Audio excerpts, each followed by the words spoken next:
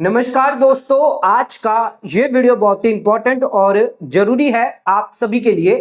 आज की इस वीडियो का टॉपिक है सीनियर सिटीजन सेविंग स्कीम में 5 बड़े धोखे जो सरकार या पोस्ट ऑफिस डिपार्टमेंट द्वारा आपको कभी भी ये 5 जानकारी नहीं दी जाती है।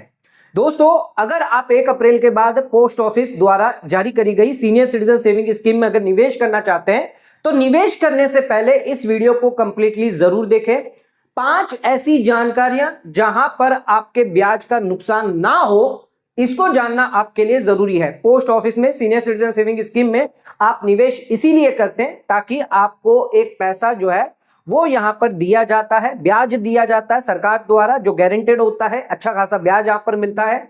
लेकिन यहां पर 5 ऐसी जानकारियां हैं, 5 ऐसे बड़े धोखे हैं जिनको आप पकड़ नहीं पाएंगे, एक आम आदमी जो है वो नहीं पकड़ पाएगा। लेकिन आज के वीडियो के अंदर हम वो 5 जानकारी आपको देने वाले हैं जिसके तहत अगर ये 5 जानकारी आपको पता है तो कभी भी सीनियर सिटीजन सेविंग स्कीम में निवेश करने से आप नहीं डरेंगे, आपका कभी भी नुकसान जो है वो नहीं होगा। आइए जानते हैं वो कौन से 5 नए अपडेट हैं या 5 कौन सी जरूरी जानकारियां हैं जिसे आपको पता होना चाहिए। सबसे पहले हम बात करते हैं सीनियर सिटीजन सेविंग स्कीम के बारे में। थोड़ा सा स्कीम की डिटेल जान लेते हैं, ओवरव्यू ले लेते हैं, आइडिया ले लेते हैं, इसके बाद अपने 5 पॉइंट पे आ जाते हैं। तो ध्यान रखिएगा, senior citizen saving scheme account कौन ओपन करवा सकता है? तो सिर्फ सीनियर सिटीजन जो रेसिडेंट है, जिनकी एज 60 साल से ज्यादा है, वही लोग अकाउंट ओपन करवा सकते हैं। अगर आप एडल्ट हैं, अगर आपकी एज 60 साल से कम है तो आप सीनियर सिटीजन सेविंग अकाउंट नहीं खुलवा सकते। अच्छा, नाम में ही सीनियर सिटीजन लिखा हुआ है, इसका मतलब है कि 60 साल या उससे ज्यादा है, तभी आप इस स्कीम में निवेश कर सकते हैं। अब यहां पर कुछ लोगों को एग्जम्पशन दिया है, जैसे कि अगर कोई रिटायर्ड डिफेंस एम्प्लॉय है या फिर रिटायर्ड सिविलियन एम्प्लॉय है तो उनकी एज जो वो 60 से अगर कम है, डिफेंस वालों के लिए 50 के बाद आप इन्वेस्टमेंट कर सकते हैं सीनियर सिटीजन सेविंग स्कीम में, और सिविलियन के लिए 55 की एज के बाद आप जो है वो पोस्ट ऑफिस की सीनियर सिटीजन सेविंग स्कीम में निवेश करेंगे।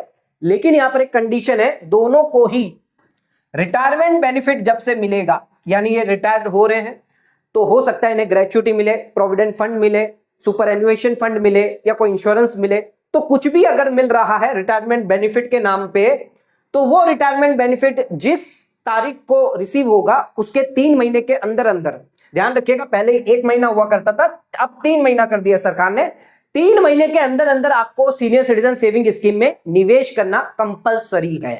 अगर आप रिटायर्ड डिफेंस एम्प्लॉय है, रिटायर्ड सिविलियन एम्प्लॉय है, तो ये कंडीशन आपको कंप्लाई करनी होगी। अगर आपने ये 3 महीने जो है वो आपके चले जाते हैं तो उस केस में आप 50 या 55 में जो है वो इन्वेस्टमेंट नहीं कर पाएंगे, आपको फिर 10 साल का वेट करना पड़ेगा, और सिविलियन वालों के लिए 5 साल का वेट करना पड़ेगा। फिर आप 60 साल की एज होगी तभी आप सीनियर सिटीजन सेविंग में निवेश कर पाएंगे। तो एक बहुत बड़ा ड्रॉबैक है कि आपको 3 महीने के अंदर अंदर, जिस दिन आपको रिटायरमेंट बेनिफिट मिला उसके 3 महीने में आपको निवेश कर देना है, अदरवाइज आपको यह बेनिफिट नहीं दिया जाएगा। अच्छा, सरकार ने एक और नया बेनिफिट लेकर आई है जिसमें अगर कोई गवर्नमेंट एम्प्लॉय की डेथ हो जाती है सर्विस के दौरान और उसकी एज जो है वो 50 साल से ज्यादा है, गवर्नमेंट एम्प्लॉय मतलब सेंट्रल गवर्नमेंट या स्टेट गवर्नमेंट, तो उस केस में उसकी जो स्पाउस है वो यहां पर अकाउंट खुलवा सकती है। तो ये एक नई अपडेट जो है वो करी गई है सीनियर सिटीजन सेविंग स्कीम में कि अगर किसी इंप्लॉय की डेथ हो जाती है तो सिर्फ गवर्नमेंट इंप्लॉय की ही यहां पर जो है अकाउंट खोला जाएगा, उसकी स्पाउस का। अच्छा, अकाउंट आप चाहें तो इंडिविजुअल खोल सकते हैं, जॉइंटली आप सिर्फ स्पाउस के साथ खोल पाएंगे, आप अपने मदर फादर ब्रदर सिस्टर के साथ अकाउंट नहीं खोल सकते। ध्यान रखिएगा, कितने भी number of senior citizen account जो है वो आप खुलवा सकते हैं। मिनिमम डिपॉजिट की बात करें तो 1000 रुपया मिनिमम डिपॉजिट कर सकते हैं, और मैक्सिमम डिपॉजिट की बात करें तो 30 लाख रुपया आप मैक्सिमम डिपॉजिट कर सकते हैं। मान लीजिए आपने 1 2 3 अकाउंट खुलवाए, पहले में 10 लाख रुपए जमा किए, दूसरे में फिर आपने 20 लाख कर दिए, फिर तीसरे में आप पैसा जमा नहीं कर सकते क्योंकि टोटल लिमिट आपकी यहां पर 30 लाख हो गई है। तो अलग अलग अकाउंट, जितने भी नंबर ऑफ अकाउंट खुलवा सकते हैं, एक बार अकाउंट में आपने पैसा डिपॉजिट कर दिया फिर वापस उस अकाउंट में पैसा आप जमा नहीं कर पाएंगे। रेट ऑफ इंटरेस्ट की बात करें, 8.2% रेट ऑफ इंटरेस्ट है, और इंटरेस्ट आपको हर क्वार्टर में दिया जाएगा। साल में 4 क्वार्टर होते हैं, 1 2 3 4। तो अगर आपने 30 लाख रुपए निवेश किए, 8.2% रेट है, तो आपको 61,500 हर क्वार्टर में दिया जाएगा। मंथली की बात करें तो 20,500 हर महीने दिया जाएगा, और पूरे साल में आपको मिलेगा 2,46,000 का इंटरेस्ट। और 5 साल में आपको कितना मिल जाएगा, 12,30,000 रुपया जो है वो आपके खाते में आ जाएगा। अच्छा, इंटरेस्ट जो है वो टैक्सेबल होता है। अगर आपने जो भी इन्वेस्टमेंट किया है एटीसी का बेनिफिट आपको मिल जाता है। 30 लाख रुपए अगर आपने इन्वेस्टमेंट किया है, 1.5 लाख का ओल्ड रिजिम में बेनिफिट मिल जाएगा। मैच्योरिटी आपकी रहती है 5 साल की, और अगर आप अकाउंट को एक्सटेंड करवाना चाहते हैं तो 3 साल के लिए और एक्सटेंड करवा सकते हैं। और सरकार ने एक और नई अपडेट रखी है कि 3 साल के बाद आप हर 3-3 साल के लिए अकाउंट को एक्सटेंड कर पाएंगे। जैसे कि अगर आपकी 5 साल की मैच्योरिटी आ गई, अब आप चाहते हैं कि अकाउंट को एक्सटेंड करना है, तो 3 साल के लिए आप एक्सटेंड करेंगे, यानी टोटल आपकी 8 साल की मैच्योरिटी हो जाएगी। फिर आप चाहते हो और 3 साल के लिए एक्सटेंड करना, तो वो भी आप कर सकते हैं, 11 साल की मैच्योरिटी हो जाएगी। फिर आप 3 साल का लिए और करना चाहते हैं तो 14 साल की मैच्योरिटी हो जाएगी। तो इस तरह एन नंबर ऑफ टाइम 3-3 साल के लिए आप अकाउंट को एक्सटेंड कर पाएंगे। ध्यान रखिएगा, यहां पर 5 साल में जो अकाउंट ओपन जब करेंगे, जो रेट ऑफ इंटरेस्ट रहेगी वो आपको 5 साल के लिए मिलेगी। अब जैसे ही आपकी यहां पर मैच्योरिटी आई 5 साल में, तो मैच्योरिटी पर मान लीजिए 8% है, तो उस केस में ये 3 साल के लिए आपको 8% ही रेट दिया जाएगा। फिर दूसरी मैच्योरिटी पर आपका मान लीजिए 7% हो गया, तो अगले 3 साल में आपको 7% मिलेगा। ऐसा नहीं है, हर एक्सटेंडेड पीरियड पर आपने जब अकाउंट खुलवाया था वही रेट ऑफ इंटरेस्ट आपको दी जाएगी। और अकाउंट जो आपको एक्सटेंड करना है वो 1 साल के अंदर अंदर करना है। मान लीजिए 5 साल से लेकर 8 साल के बीच में आपने अकाउंट जो है वो 3 साल के लिए एक्सटेंड करना चाहते हैं, तो उस केस में 5 से लेकर 6 साल के बीच में, यानी 1 साल के अंदर अंदर, with in 1 year of maturity या फिर एक्सटेंडेड मैच्योरिटी के अंदर अंदर आपको अकाउंट को एक्सटेंड करना है, तभी आप अकाउंट को एक्सटेंड कर पाएंगे। अच्छा, टीडीएस की बात करें तो यहां पर इंटरेस्ट जो है वो अगर आपका 1 लाख से ज्यादा दिया गया, अच्छा पोस्ट ऑफिस है तो चाहे सीनियर सिटीजन हो, एफडी करवाई हो, सभी को मिलाकर इंटरेस्ट अगर 1 लाख से ज्यादा हुआ है तो उस केस में आपका जो है टीडीएस काट के सरकार को जमा कर दिया जाएगा। टीडीएस से बचना है तो उस केस में फॉर्म 15H या 121 जो है वो आप जमा कर सकते हैं। अच्छा, ये हमने जान ली, सीनियर सिटीजन सेविंग स्कीम की जानकारी ले ली। अब आ जाते हैं उन 5 पॉइंट पे जो पोस्ट ऑफिस डिपार्टमेंट आपको कभी नहीं बताता है। सबसे पहला पॉइंट है हमारा एक्सेस डिपॉजिट। ध्यान रखिएगा, excess deposit senior citizen saving scheme के अंदर मैक्सिमम डिपॉजिट हमने आपको बताया था कितना होता है, 30 लाख रुपया। 30 लाख रुपया सभी सीनियर सिटीजन अकाउंट को मिलाकर, चाहे आपके 2 है, 5 है, 10 है, सभी को मिलाकर मैक्सिमम डिपॉजिट आप 30 लाख रुपए तक कर सकते हैं। 30 लाख से ज्यादा 5 साल में आप नहीं कर पाएंगे। अच्छा, एक्सेस डिपॉजिट क्या होता है कि अगर आपने मान लीजिए सेविंग अकाउंट के अंदर 40 लाख रुपए डाल दिए, तो ये जो एक्स्ट्रा 10 लाख रुपया जो डाला है ये आपका एक्सेस डिपॉजिट माना जाएगा। तो ये एक्सेस डिपॉजिट जो भी होगा आपका, वो रिफंड आपको इमीडिएटली कर दिया जाएगा। कहते हैं इमीडिएटली कर दिया जाएगा, लेकिन कई बार जो है वो डिले भी हो सकता है। तो ये मान के चले कि आपका जो एक्सेस डिपॉजिट है अगर पोस्ट ऑफिस डिपार्टमेंट के पास पड़ा रहा, तो क्या हमें उस एक्सेस डिपॉजिट पर जितने समय के लिए वो पोस्ट ऑफिस में पड़ा हुआ है सीनियर सिटीजन सेविंग का रेट मिलेगा? नहीं मिलेगा। यहां पर आपको सिर्फ 4% का ब्याज जो है वो दिया जाएगा। यानी ये जो 10 लाख एक्स्ट्रा पड़ा हुआ है, अगर ये 6 महीने भी एक्स्ट्रा पड़ा रह गया तो आपको 8.2% नहीं, आपको सिर्फ 4% का ही ब्याज मिलेगा। सेविंग रेट का ब्याज मिलेगा, सीनियर सिटीजन सेविंग स्कीम का ब्याज नहीं दिया जाएगा। तो ये एक बहुत बड़ा ड्रॉबैक है जो आपको पता होना चाहिए। अच्छा, इंटरेस्ट कब से कैलकुलेट किया जाता है? जब से एक्सेस डिपॉजिट होता है और जब तक आपको रिफंड नहीं दिया जाता, इस पीरियड के दौरान ये 4% जो है वो आपको दिया जाता है। अच्छा, लॉस कितना हुआ ब्याज का? आपका 8.2% आपको मिलना चाहिए था, लेकिन मिल कितना रहा है? 4%, तो 4.20% का आपका लॉस हो जाता है। तो ध्यान रखिएगा, सीनियर सिटीजन सेविंग का इंटरेस्ट आपको सिर्फ 30 लाख पर ही मिलता है, जो मैक्सिमम एग्जम्पशन आपको दिया जाता है, मैक्सिमम इन्वेस्टमेंट लिमिट जो आपके लिए दी जाती है। एक्स्ट्रा पैसा जो होगा उस पर आपको लो इंटरेस्ट मिलेगा, जो है आपका सेविंग इंटरेस्ट का।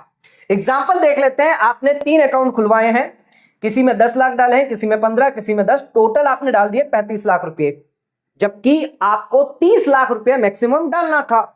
अच्छा, 8.2% के हिसाब से एक्सपेक्ट करते हैं कि अगर हमें 35 लाख पर 8.2% गिनूं तो यहां पर आपका ब्याज जो है वो 2,87,000 निकल कर आता है।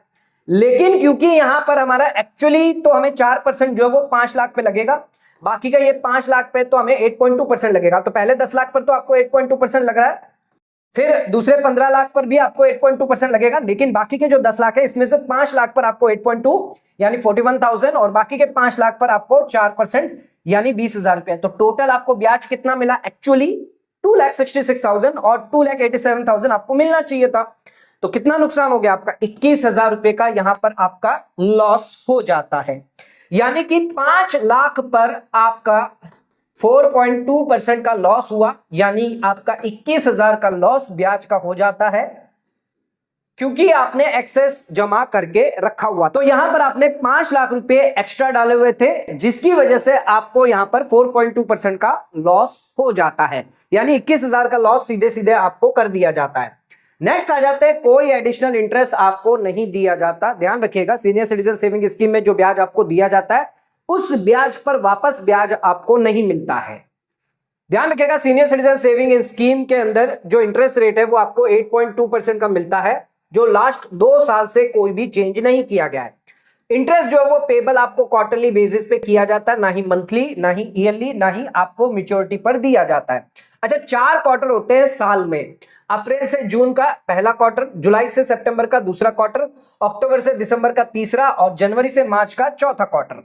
अब पहले क्वार्टर का पेमेंट जो है वो कब किया जाता है? 1 जुलाई को, यानी अप्रैल मई जून 3 महीने का पेमेंट जो है वो आपको 1 जुलाई को किया जाता है। जैसे ही क्वार्टर खत्म हुआ, पहली डेट को ही आपको दे दिया जाएगा। अच्छा, सितंबर का क्वार्टर खत्म हुआ तो 1 अक्टूबर को, दिसंबर का क्वार्टर खत्म हुआ तो 1 जनवरी को, और मार्च का क्वार्टर खत्म हुआ तो 1 अप्रैल को आपको पैसा दे दिया जाता है। अच्छा, ये जो पैसा आपको दिया जाता है ड्यू डेट पे, यानी 1 जुलाई, 1 अक्टूबर, 1 जनवरी, 1 अप्रैल को, ये आपके सीनियर सिटीजन सेविंग अकाउंट में क्रेडिट किया जाता है, या फिर अगर आप ऑथराइज करते हैं ऑटो क्रेडिट करने के लिए, तो ये आपके सेविंग अकाउंट के अंदर डायरेक्टली क्रेडिट कर दिया जाता है। ध्यान रखिएगा, इंटरेस्ट पेबल जो है हर क्वार्टर आपको क्लेम करना पड़ता है। अगर आप क्लेम नहीं करेंगे तो उसमें कोई भी एडिशनल इंटरेस्ट आपको नहीं दिया जाएगा। कहने का मतलब यह है कि जैसे ही इंटरेस्ट ड्यू हुआ, आपके सीनियर सिटीजन अकाउंट में डाल दिया जाएगा। अगर कोई भी कस्टमर या सीनियर सिटीजन जो है वो ये ऑथराइज नहीं करता है पोस्ट ऑफिस को कि उसका जो पैसा है वो सीनियर सिटीजन अकाउंट से जो है वो सीधा अपने सेविंग अकाउंट के अंदर ऑटो क्रेडिट किया जाए, अगर वो ये नहीं करता तो उस केस में ध्यान रखिएगा, जो भी ब्याज आपको मिलता है उस ब्याज पे ब्याज नहीं दिया जाएगा, यानी कोई भी कंपाउंडिंग का फायदा आपको यहां पर नहीं मिलता है। तो हमेशा ध्यान रखें, पोस्ट ऑफिस को ऑथराइज रखें कि वो सीधा सेविंग अकाउंट में डाले, ताकि आपके ब्याज का नुकसान ना हो। तो यहां पर इंटरेस्ट नहीं दिया जाता, कोई भी कंपाउंडिंग इफेक्ट आपको नहीं मिलता है, सिर्फ ओरिजिनल डिपॉजिट जो है उस पर ही इंटरेस्ट आपको दिया जाएगा। तो इंपॉर्टेंट चीज क्या है, जो भी ऑटो क्रेडिट फैसिलिटी है, ऑथराइजेशन है, वो आपको देना है, ताकि आपका इंटरेस्ट जो है वो सेविंग अकाउंट में सीधा जाए, ना कि सीनियर सिटीजन अकाउंट में पड़ा रहे। अगर इसमें पड़ा रहा तो उसमें आपको फिर कोई ब्याज नहीं मिलेगा। ये एक एग्जांपल से समझते हैं। मान लीजिए मिस्टर एक्स है, सीनियर सिटीजन, जिनकी एज है 65 ईयर्स, 30 लाख रुपए इन्होंने निवेश किया है सीनियर सिटीजन सेविंग स्कीम में 1 अप्रैल 2026 को, और रेट ऑफ इंटरेस्ट है 8.2%, जो ऑटो क्रेडिट फैसिलिटीज है वो ऑप्ट नहीं करी है।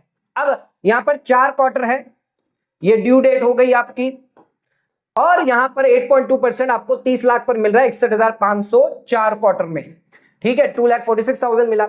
अब आपने यहां पर ट्रांसफर नहीं किया सेविंग अकाउंट में, पहले क्वार्टर में, दूसरे क्वार्टर में, तीसरे क्वार्टर में, चौथे क्वार्टर में आपने पूरा का पूरा जो है वो ट्रांसफर करवा लिया, तब आपको पता चल गया कि पैसा जो है मेरा ट्रांसफर करना है, क्योंकि मुझे कोई भी ब्याज नहीं मिल रहा।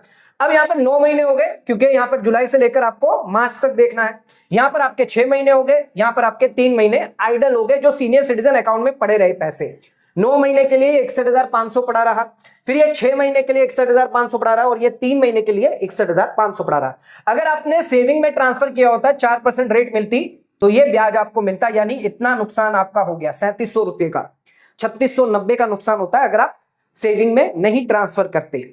अगर आपने सेविंग से एमआईएस स्कीम में ट्रांसफर किया होता तो वहां पर आपको 7.4% मिलता, तो यहां पर आपको जो है 6800 का नुकसान हो जाता।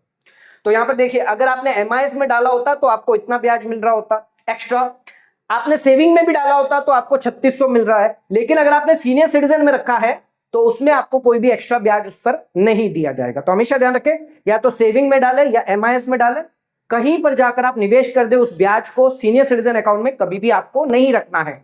ये सारी बातें पोस्ट ऑफिस डिपार्टमेंट कभी भी आपको नहीं बताता है। नेक्स्ट आ जाते हैं, कोई भी इंटरेस्ट जो वो आपको नहीं दिया जाएगा बिफोर 1 ईयर अगर आप पैसा प्री मैच्योर विड्रॉ करते हैं। ये भी कंडीशन बहुत इंपॉर्टेंट है।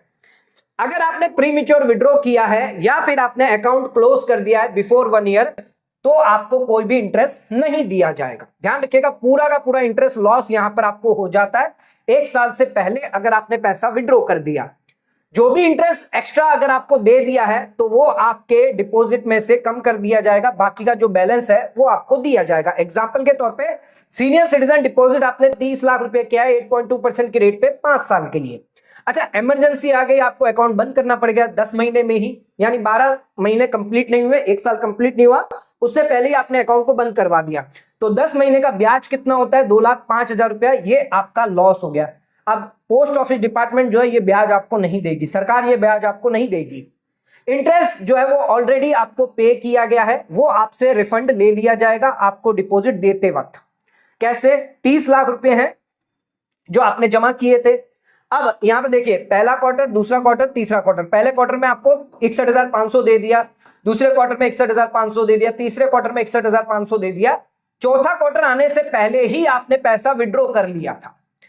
ये 3 महीना, ये 3 महीना, ये 3 महीना और 1 महीना, टोटल आपके 10 महीने हो गए। 10 महीने में ही आपने पैसा विड्रॉ कर लिया, तो ये आपका होता है 1,84,500 पैसा जो है वो पोस्ट ऑफिस द्वारा आपके सीनियर सिटीजन अकाउंट में या सेविंग अकाउंट में पैसा जमा करवा दिया था। अब ये जो पैसा है वापस रिफंड ले लिया जाएगा, तो 30 लाख में से 1,84,500 कम करके बाकी का जो बैलेंस है इतना ही पैसा आपको दिया जाएगा। तो भले ही आपको क्रेडिट क्यों ना कर दिया हो, वो वापस पैसा आपसे ले लिया जाएगा अगर आपने 12 महीने से पहले पैसा विड्रॉ कर लिया senior citizen saving account scheme से। तो हमेशा ध्यान रखिए, 12 महीने से पहले कभी भी आपको पैसा विड्रॉ नहीं करना है, अदरवाइज आपको कोई भी ब्याज नहीं मिलेगा, सेविंग का भी ब्याज नहीं दिया जाएगा यहां पे। तो नेक्स्ट आ जाता है, अगर किसी की डेथ हो जाती है तो उस केस में आइए जानते हैं क्या होगा। Senior citizen saving scheme account mature होता है 5 साल के बाद। 5 साल की आपकी मैच्योरिटी होती है जब से आपने अकाउंट खुलवाया है। एक्सटेंड करना चाहते हैं तो 5 साल के बाद 3 साल के लिए आप एक्सटेंड कर सकते हैं। एन नंबर ऑफ टाइम हमने बताया था, 3-3 साल के लिए आप एक्सटेंड करवा पाएंगे। अच्छा, मैच्योरिटी, एक्सटेंडेड मैच्योरिटी पर पूरा डिपॉजिट आपको दिया जाता है और साथ में जो ब्याज है वो भी पूरा का पूरा आपको दिया जाता है। अच्छा, अगर किसी अकाउंट होल्डर की डेथ हो जाती है मैच्योरिटी से पहले तो उस केस में अकाउंट को क्लोज कर दिया जाएगा। नॉमिनी और लीगल हायर जो भी होगा उसको पैसा दे दिया जाएगा टिल डेथ तक। जब तक डेथ हुई है जिस दिन तक, उस दिन तक आपको सीनियर सिटीजन अकाउंट का रेट मिलेगा। जब से अकाउंट खुलवाया जिस दिन तक डेथ हुई है, मान लीजिए 3 साल के बाद डेथ हो गई तो पहले 3 साल में आपको सीनियर सिटीजन सेविंग स्कीम का ब्याज मिलेगा 8.2%। अच्छा, बाकी के पीरियड के लिए यानी 6 महीने हो गए जब तक आपका अकाउंट क्लोज नहीं हो रहा, प्रोसेस हो रहा है नॉमिनी वोमिनी, तो यहां पर आपका अकाउंट बंद कर दिया जाएगा। फर्दर 5 साल के लिए पूरा जो है वो कंटिन्यू नहीं किया जाएगा। 3 साल तक आपका जो है वो अकाउंट जैसी डेथ हुई वहां पर आपका रोक दिया जाएगा। अब प्रोसेस हो रहा है आपका अकाउंट क्लोजर होने के लिए, क्योंकि नॉमिनी जो लीगल हायर है वो सारा प्रोसेस कर रहे हैं, तो मान के चलिए कि 2-3 महीने यहां पर लग सकते हैं। तो वहां पर उस 2-3 महीनों के लिए आपको सिर्फ 4% का ही ब्याज दिया जाएगा। यहां पर आपको सीनियर सिटीजन सेविंग स्कीम का ब्याज नहीं दिया जाएगा। अगर कोई स्पाउस है जो सोल नॉमिनी है या जॉइंट होल्डर है तो उसके जो स्पाउस है वो अकाउंट को कंटिन्यू कर सकती है, लेकिन 2 कंडीशन है। पहली कंडीशन, स्पाउस की एज 60 साल से ज्यादा होनी चाहिए, एलिजिबल होना चाहिए और उसका कोई भी सीनियर सिटीजन अकाउंट नहीं होना चाहिए। तो इस केस में स्पाउस अकाउंट को कंटिन्यू रख सकती है और 8.2% का ब्याज यहां पर आपका कंटिन्यू रहेगा, यानी 3 साल के बाद भी 2 साल तक आप यहां पर स्पाउस जो है वो कंटिन्यू रख के 8.2% रेट कमा सकती है। लेकिन अगर spouse sole nominee joint holder नहीं है तो उस केस में आपको अकाउंट को बंद ही करवाना पड़ेगा। अच्छा, इसमें एक चीज इंपॉर्टेंट है, अगर 2 स्पाउसेस हैं, दोनों ही हस्बैंड और वाइफ है, दोनों का सेपरेट अकाउंट है, यानी खुद का ही सीनियर सिटीजन अकाउंट है, हस्बैंड का खुद का अकाउंट है और वाइफ का खुद का अकाउंट है, तो इस केस में अगर मान लीजिए एक स्पाउस की डेथ हो जाती है तो उस केस में जिस स्पाउस की डेथ हुई उसका अकाउंट तुरंत बंद कर दिया जाएगा। हस्बैंड की अगर डेथ हो गई, हस्बैंड का और वाइफ का दोनों का अकाउंट है, हस्बैंड की अगर डेथ हो गई है तो उस केस में यहां पर वाइफ जो है वो अकाउंट को कंटिन्यू नहीं कर सकती। यहां पर बहुत इंपॉर्टेंट चीज है, भले स्पाउस की जो एज है वो 60 साल से ज्यादा क्यों ना है, लेकिन क्योंकि स्पाउस का ऑलरेडी सीनियर सिटीजन अकाउंट है तो वो अपने हस्बैंड का अकाउंट जो है वो कंटिन्यू नहीं करवा सकती, उसे क्लोज करना ही पड़ेगा। यहां पर आपको कोई बेनिफिट नहीं मिलेगा। तो ये ध्यान रखिएगा, अगर दोनों का ही अकाउंट चल रहा है, एक की डेथ हो जाती है तो दूसरा जो स्पाउस है वो पहले स्पाउस का अकाउंट कंटिन्यू नहीं कर सकता, वहां पर आपको अकाउंट को बंद करना ही करना पड़ेगा। तो ये भी एक बहुत ही खतरनाक कंडीशन है। नेक्स्ट आखिरी पॉइंट है पोस्ट मैच्योरिटी इंटरेस्ट, ये बहुत इंपॉर्टेंट है, ध्यान रखिएगा। कई लोग यहां पर गलतियां करते हैं सीनियर सिटीजन, जो मैच्योरिटी के बाद भी अपने अकाउंट को या तो एक्सटेंड नहीं करवाते या मैच्योरिटी का जो पैसा है वो विड्रॉ नहीं करते या किसी और स्कीम में नहीं लगवाते। तो उस केस में ध्यान रखिएगा कितना ब्याज यहां पर आपको मिल रहा है। क्या आपको सीनियर सिटीजन सेविंग स्कीम का ब्याज दिया जाएगा या फिर पोस्ट ऑफिस का ब्याज मिलेगा, आइए समझते हैं। तो senior citizen saving scheme mature होती है 5 साल के बाद। अच्छा, मैच्योरिटी के बाद अगर आप अकाउंट को क्लोज नहीं करवा रहे हैं, अकाउंट को एक्सटेंड भी नहीं कर रहे हैं, तो उस केस में ध्यान रखिएगा आपका जो पैसा पड़ा हुआ है सीनियर सिटीजन अकाउंट के अंदर, पोस्ट मैच्योरिटी इंटरेस्ट आपको क्या दिया जाएगा, जो आपके पोस्ट ऑफिस सेविंग रेट होगा 4% वही मिलेगा। सीनियर सिटीजन रेट आपको नहीं दिया जाएगा। यानी 5 साल के बाद आपका अकाउंट जो है वो क्लोज हो चुका है या मैच्योर हो चुका है, लेकिन आप 10 महीने हो गए, 11 महीने हो गए, आप अभी तक अकाउंट में पैसा विड्रॉ नहीं कर रहे हैं, तो उसके लिए आपको सिर्फ 4% का ब्याज मिलेगा। तो यहां पर आप पैसा तो कभी भी विड्रॉ कर सकते हैं, लेकिन इंटरेस्ट जो है वो 8.2% से कम होकर 4% रह जाएगा। पोस्ट मैच्योरिटी इंटरेस्ट जो है वो आपको डेट ऑफ मैच्योरिटी, ये 5 साल की मान लीजिए आपकी मैच्योरिटी आई, या 8 साल की जो एक्सटेंडेड मैच्योरिटी है, टिल डेट ऑफ क्लोजर, जब तक आप अकाउंट को क्लोज नहीं करते। एग्जांपल देख लेते हैं। सीनियर सिटीजन है, 70 साल की एज है, इन्होंने अकाउंट खुलवाया था 2020 में, अब 2025 आ चुका है, 5 साल कंप्लीट हो चुके हैं एंड मैच्योरिटी आई है मई 2025 को, लेकिन उनकी एज और मेडिकल रीजन की वजह से वो भूल गए कि उन्हें यहां पर जो है अकाउंट में पैसा डिपॉजिट जो था वो विड्रॉ करना था। अच्छा, मार्च में उन्हें अभी पता चला कि वो यहां पर अपने पोस्ट ऑफिस में गए और अपना पैसा जो विड्रॉ यानी डिपॉजिट जो है वो लेने गए, तो उस केस में यहां पर बोला गया कि क्योंकि आपने 10 महीना डिले कर दिया है, तो पोस्ट ऑफिस डिपार्टमेंट जो है अब आपको इन 10 महीने के लिए सिर्फ 4% का पोस्ट ऑफिस सेविंग रेट ही देने वाला है। यहां पर आपको सीनियर सिटीजन का रेट नहीं दिया जाएगा, तो यहां पर आपको नुकसान हो जाता है। अच्छा, अब इसमें भी एक ऑप्शन है, अभी अगर आपके सिर्फ 10 महीने हुए हैं तो आप अकाउंट को जल्दी से एक्सटेंड करवा लीजिए, क्योंकि 12 महीने के अंदर अंदर आप अकाउंट को एक्सटेंड करवा सकते हैं। जैसे ही 5 साल की मैच्योरिटी आती है, उसके 12 महीने के अंदर अगर आप अकाउंट को एक्सटेंड करवाते हैं 3 साल के लिए, तो उस केस में आपका जो इंटरेस्ट है वो पोस्ट ऑफिस वाला नहीं, सीनियर सिटीजन रेट वाला दिया जाता है। तो यहां पर फ्रॉम डेट ऑफ मैच्योरिटी 3 साल के लिए आप जो है अकाउंट को एक्सटेंड करवा सकते हैं। अच्छा, एक्सटेंड करवाने के बाद चाहे तो आप वापस विड्रॉ कर सकते हैं। मान लीजिए 5 साल है, 10 महीने हो चुके हैं, ठीक है, तो आपको 6 साल से पहले पहले अकाउंट को एक्सटेंड करना होता है, तो ये 1 साल का पीरियड अभी बाकी है आपका, तो आप 3 साल के लिए एक्सटेंड कर सकते हैं, यानी आपकी मैच्योरिटी हो जाएगी 8 साल की। इस केस में इन 10 महीनों के लिए भी आपको सीनियर सिटीजन सेविंग स्कीम का 8.2% ब्याज मिलेगा, लेकिन ये आपको काम जो है वो 10 महीने के लेकर 12 महीने के बीच में करना होगा, यानी 2 से 3 महीने में आपको अकाउंट को एक्सटेंड करवाना है, तो उसमें पूरा ब्याज आपको मिलेगा, नुकसान नहीं होगा।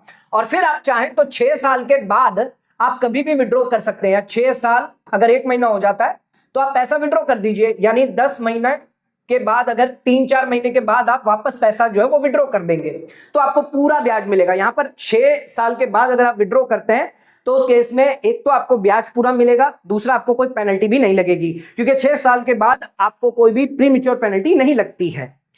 अब अगर आपने 1 साल भी क्रॉस कर गए, 12 महीने भी क्रॉस हो गया, तो उस केस में फिर आपको जो है वो 4% का ही ब्याज आपको दिया जाएगा। तो 12 महीने अगर आपके चले गए फिर ये पॉसिबल नहीं होगा, एक्सटेंड अकाउंट नहीं कर पाएंगे और फिर आपको 4% का ही पोस्ट ऑफिस रेट दिया जाएगा।